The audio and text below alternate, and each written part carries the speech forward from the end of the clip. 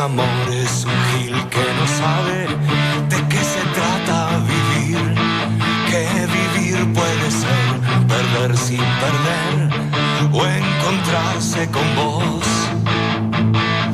Tus ojos un lucerna. Hoy nos visita una de las caras más reconocidas de la televisión uruguaya, pero también podemos decir un artista con múltiples vidas, conductor, actor, músico y hasta impulsor de uno de los festivales más icónicos del país. Cairo Herrera, bienvenido a La Rosca, muchas gracias por visitarnos. Muchas gracias por la invitación. Gracias por estar acá, Cairo. Placer, ¿Cómo estás, Cairo? Placer. Bien, muy bien acá ni chicha ni bonada, ¿viste? Parece que va a llover, que no va a llover, que llueve, que sí, que no. En algunos lados ya está lloviendo, nos dijo la audiencia. Sí, yo salí de la radio lloviendo, llegué a mi casa lloviendo, y ahora está... ¿Y ahora paró? Sí. Y ahora paró. Pero sigue nublado, ¿no? Lo que no hace frío. ¿No? Frío no hace. Bueno, está.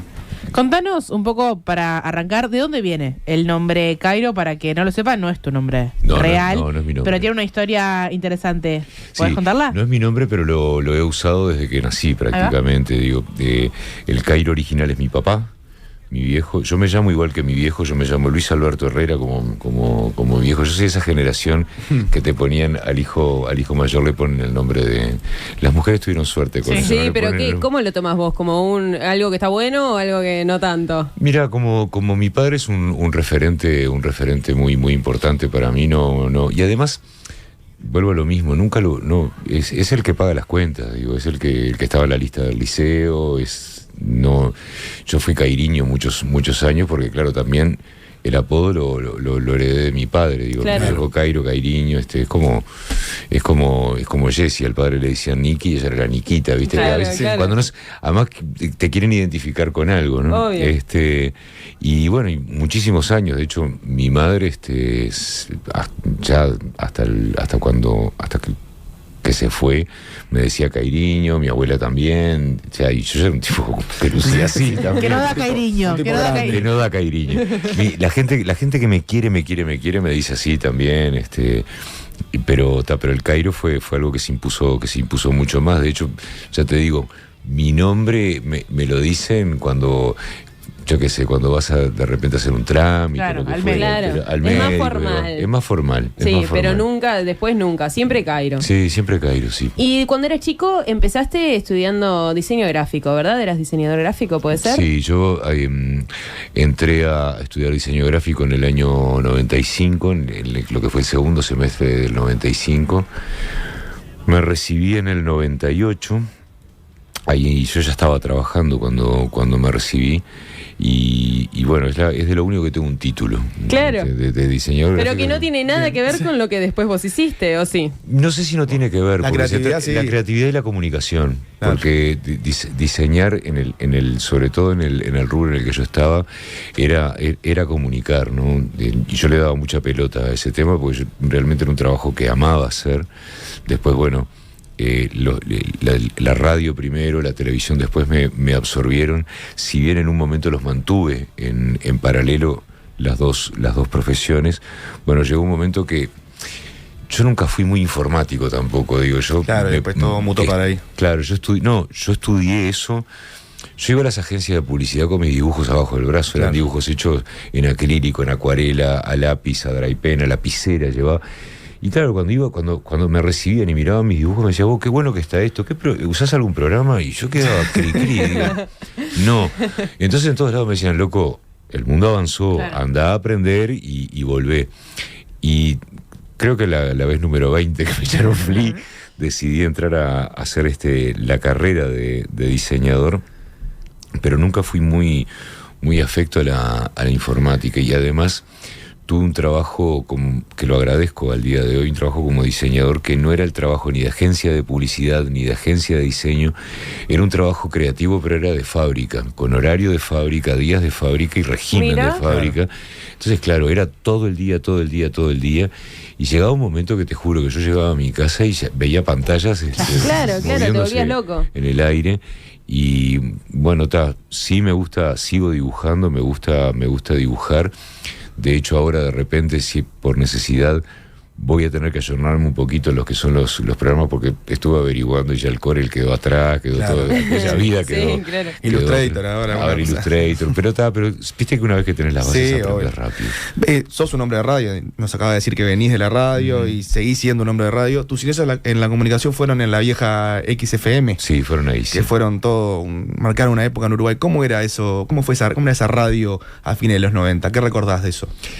Y era una radio como ustedes se la imaginan, o sea, era la X con los personajes que estábamos adentro de la X, Guillermo Exeira, Rufo Martínez, Carlitos Dopico, Cecilia Baraldi, ahí estaba también Jean Lustó falleció también, una de las voces icónicas de nuestro país, El Garza, yo qué sé, yo los recuerdo, Maxi de la Cruz pasó por ahí también en un momento, el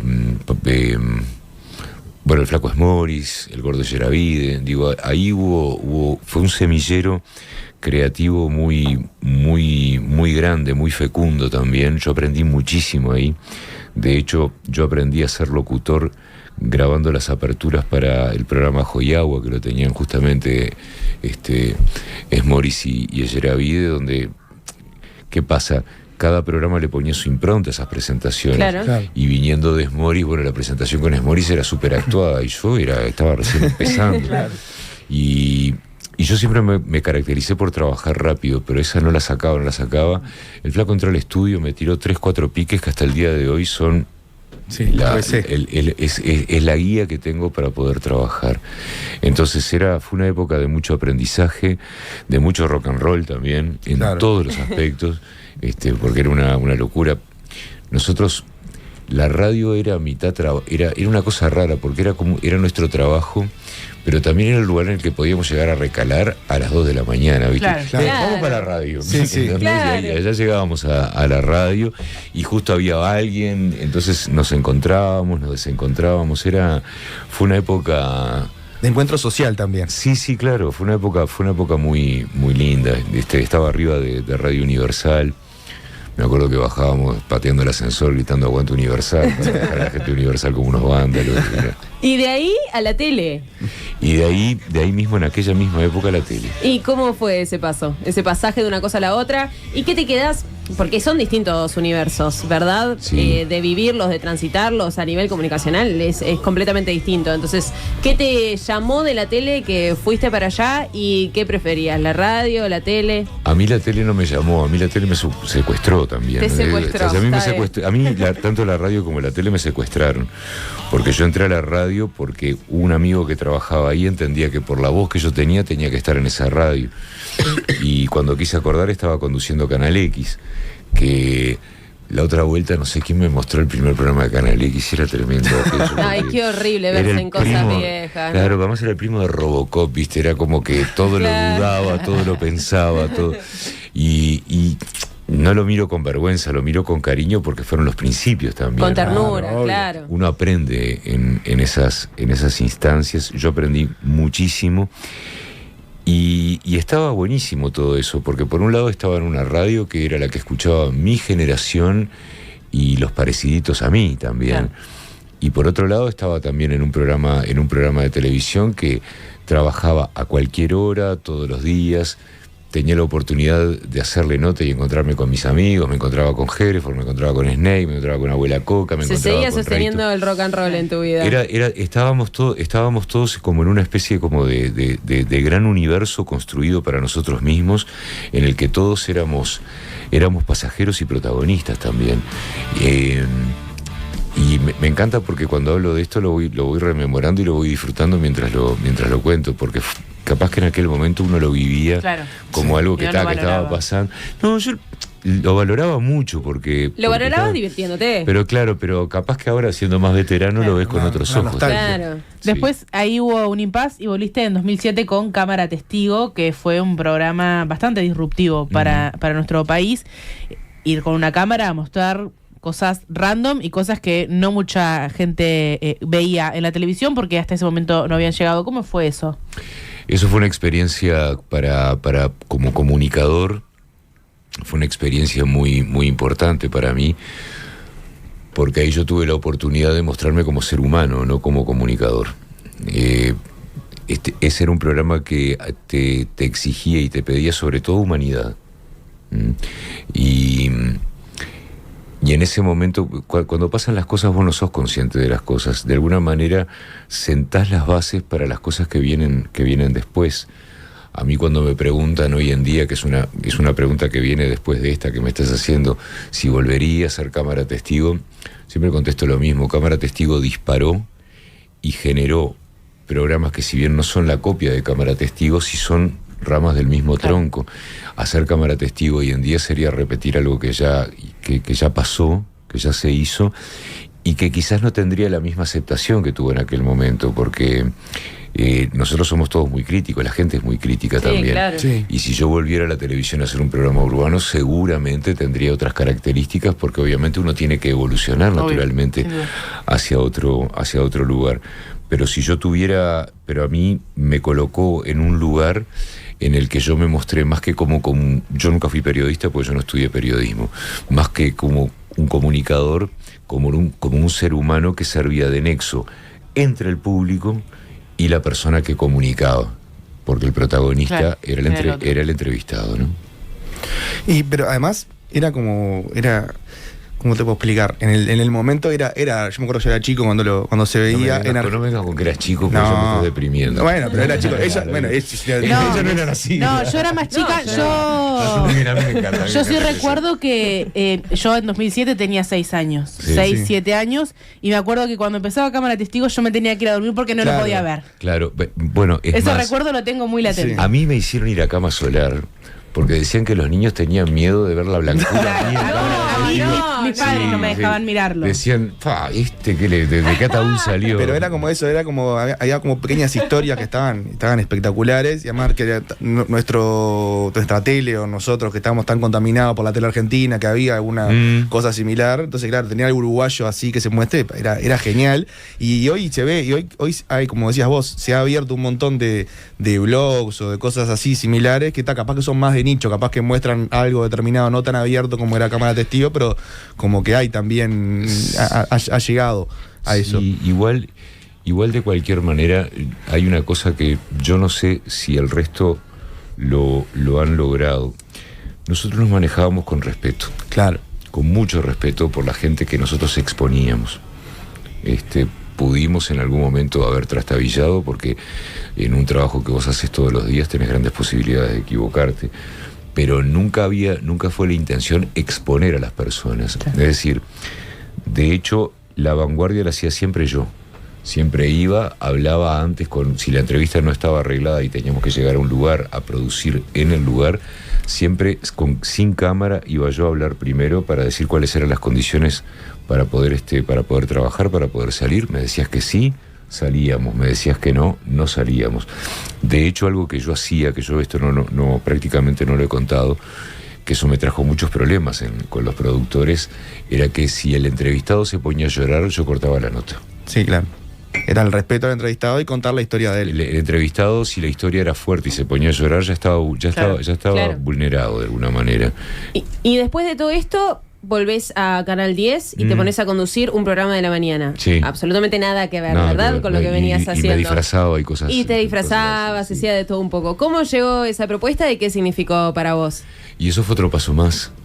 Otro paso más de probarse, probar la versatilidad que puede tener uno como comunicador. De hecho, yo lo que te voy a decir son los pequeños fragmentos de historia que tengo de mi entrada a Canal 10, pero alguien propone que yo entrara al programa de la mañana porque se iba Martín Rodríguez y creo que también se iba alguien más se iba. Y me proponen a mí. Y dicen, no podemos traer a Cairo, que Cairo es tan parco, que es tan serio, que esto, que lo otro, que pin, que pan. Me hacen una especie como de casting encubierto, en un mano a mano con Marinés Ovaldía, y parece que el muro, no sé cómo se llama, explotó. Entonces como que funcionó. Hubo un sector del público que escribía, que pedía que yo fuera a ese programa. Claro. Y si bien yo me disfracé y alguna cosa indigna me vi obligado a hacer, de alguna manera hay una cosa que yo nunca perdí, una cierta impronta que fue es como lineal a toda la carrera como comunicador. Hay momentos en los que uno se sumaba pero me sumaba con incomodidad, ¿entendés? Claro. Entonces daba gracia ver que el tipo estaba incómodo, que no la estaba pasando bien, pero tampoco dejaba a mis compañeros a gamba en la pavada, Claro. por decirlo de alguna manera. Claro. Ahora estás en otro momento y es la música con Cuatro Cuervos. ¿Cómo llega la música y cómo definirías a la banda? La música siempre estuvo en mí. De hecho, alguien escribió una vez por ahí que mi primer contacto con el público siempre fue la música. Desde que yo tengo 17 años, yo ahora voy a cumplir 55. O sea que prácticamente una vida con la música. Este es un proyecto que llega en un momento de madurez, que está buenísimo porque ya hicimos todo y ahora es como que uno está concentrado específicamente en la música y en lo que queremos transmitir y comunicar. Y somos una banda de rock, una banda de rock puro y duro, donde las influencias que cada uno de los 4 integrantes tiene aparecen por ahí para tratar de generar un producto. En este caso nosotros ya tenemos un disco editado por Montevideo Music Group, con 13 canciones que de alguna manera son nuestra carta de presentación. Estamos componiendo nuevas canciones, que algunas son de historias inventadas, otras son parte de la vida de de cosas que uno quiere contar, y ahora vamos a contar nuevas historias. Y vos que estás relacionado, siempre estuviste relacionado con el rock y ahora estás por dentro porque estás fumando aparte. ¿Cómo ves la actualidad de la música nacional y en especial la del rock nacional? La música nacional está en un momento maravilloso porque están surgiendo artistas, no solamente artistas talentosos, todo lo que está alrededor del artista, en lo que tiene que ver con producción artística, en lo que tiene que ver con toda la parte técnica, en lo que tiene que ver con la puesta en escena de un artista, se ha vuelto hiper profesional. Yo viví toda la etapa del no profesionalismo. Claro. Entonces el haber visto todo esto evolucionar a lo que tenemos ahora, realmente me resulta maravilloso. El rock está en una etapa de baja, que es natural que pase, porque es el momento de las nuevas generaciones. Las nuevas generaciones tienen su idioma, su lenguaje, su música, y nosotros los veteranos lo tenemos que respetar. Claro. Nos guste o no, como nosotros pedimos respeto también, Claro. cuando nosotros éramos Como un jóvenes. Y es parte del ciclo, y tenemos que demostrar los veteranos que algo aprendimos de lo que nos tocó vivir. No tengo por qué ponerme el chupín corto ni la gorrita flotando en la cabeza, claro, y hacerme el niño, ¿viste? No, yo sigo ocupando mi lugar. Digo siempre que los rockeros de ahora, del siglo XXI, somos los tangueros de aquel siglo XX tal cual. también. Y esperemos que, como pasa con todo es cíclico, todo va y viene. Las modas, las tendencias tienen sus momentos de baja, sus momentos de alta, y seguir trabajando y disfrutando del momento. Que ¿quién te dice? Acá vos date cuenta que en un momento en el que no había rock en este país, se hace un Pilsen Rock que junta a todas las bandas emergentes y convocantes del momento, y en un espectáculo que en el año 2003 se esperaban 10.000 personas, terminaron yendo más de 70.000, cerca de 90.000 el día que tocó La Renga, todos uruguayos. Entonces, viste que es como todo, es como cuando revisás el ropero de tu abuela, no sabes lo que vas a encontrar. Claro. Alguna joyita siempre hay. Siempre aparece algo. Bueno, Cairo, muchísimos éxitos y muchas gracias por habernos acompañado en La Rosca. Se nos terminó el tiempo y Fernando Tete ya nos está a punto de salir. No. Ya nos está a punto de salir a correr. ¿Cómo quieres, Fernando Tete? Fernando Tetes es un amigo es un amigo de los dos, además, es amigo de Jessica y amigo. Porque está Jessica amigo también acá en el estudio, escondidita, ahí acompañando. Lo queremos, nosotros nos acompañamos a todos lados. Siempre, Ya vemos. Siempre nos estamos acompañando. ¿Qué querés? ¿Camiseta? ¿Qué querés? ¿Corbata? Porque sí, hay una característica que tenemos con Fernando Tete. Últimamente no la venimos cumpliendo porque no se han hecho fiestas. Que te pones celulares, así lo escuchás Así lo a él. escuchás a Fernando. Las únicas fotos. Con Cairo tenemos, contalo vos, Cairo, No, tenemos contalo vos que estás ahí. una característica muy fuerte. Nosotros tenemos fotos de traje. ¿Fotos Bien. de traje ustedes juntos? Juntos. O sea, Muy bien. Una Solo de vuelta nos sacamos una foto en un Iris, por decirte algo, en un premio Iris de la época de los dinosaurios, y los dos estábamos de traje. Nos encontramos al otro Iris y vamos a sacarnos una foto porque otra vez estamos Claro. aquí. Y después la tradición Es sacarse una foto. nos buscábamos en los Iris para sacarnos una foto. Siempre de gala. los dos. Es muy bueno. Yo lo quiero mucho, Fernando. Es muy bueno. Hemos trabajado juntos el año pasado en Canal 5 también. Hicimos alguna fiesta juntos. Un loco que también me recibió acá en esta casa, a quien quiero muchísimo. Muchísimas gracias por haber estado con nosotros.